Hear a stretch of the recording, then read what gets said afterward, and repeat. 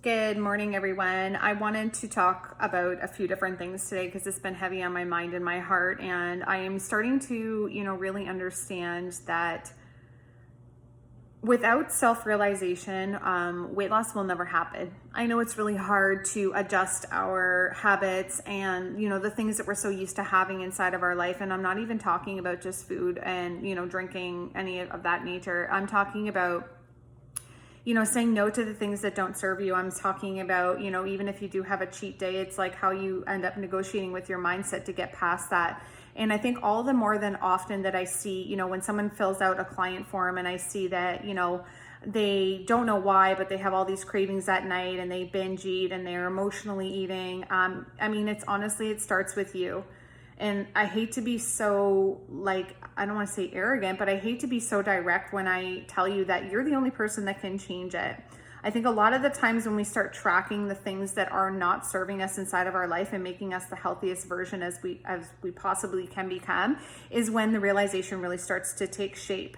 So for instance, tracking when you are emotional eating, tracking when you feel, outrageous cravings and what they are and what you've done to sort of combat that, how you felt afterwards. And it's knowing how, when those cues start to creep back up inside of your life, it's knowing how to successfully say no to them. And it's also knowing how important it is to hold yourself accountable. We've talked about this before, but accountability is honestly everything. No one can do these changes for you, So filling out a client form, for instance, and telling me what you're eating for 5 days straight and, lying to yourself, or maybe you're just not really aware of how poorly you're eating until you write it down.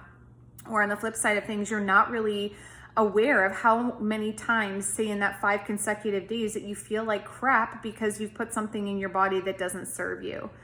So it's really just time and the energy that you put into making excuses is the time and the energy that you need to focus on making the changes. And then successfully negotiating with that mindset and not letting, the negativity creep back in, keeping positive, doing the things inside of your life that will serve you and not bring you down is so friggin' important, So an excuse, for instance, would be, I drink more because it's summertime. Is that serving you? And I'm not saying that, you can't have fun. And I'm not saying that you should not drink alcohol. But what I am saying is, how good do you feel the next day? Are you working out before? Are you eating nutritious food? Are you working out after? Are you, the next day, how are you feeling? Just seriously, how are you feeling? Are you depleted? Are you low energy? Are you laying around on the couch? Are you complaining? Are you eating hangover food? Or are you just not making nutritional choices? So it's all about how you choose to negotiate with your mindset and also, again, say no to those things that don't serve you, that's really going to carry you forward in this weight loss journey and make an impact on your life that is different than anything before. Because no amount of diet, no amount of exercise can ever replace what you're doing for your mindset.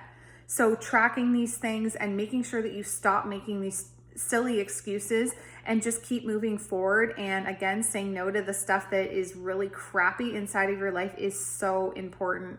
You got to really reset, and you have to do it often because it's really hard to break these habits and then just kind of come full circle. It's so important for you to just always have that mental and self check-in and do it often so you can really see the results that you're looking to see.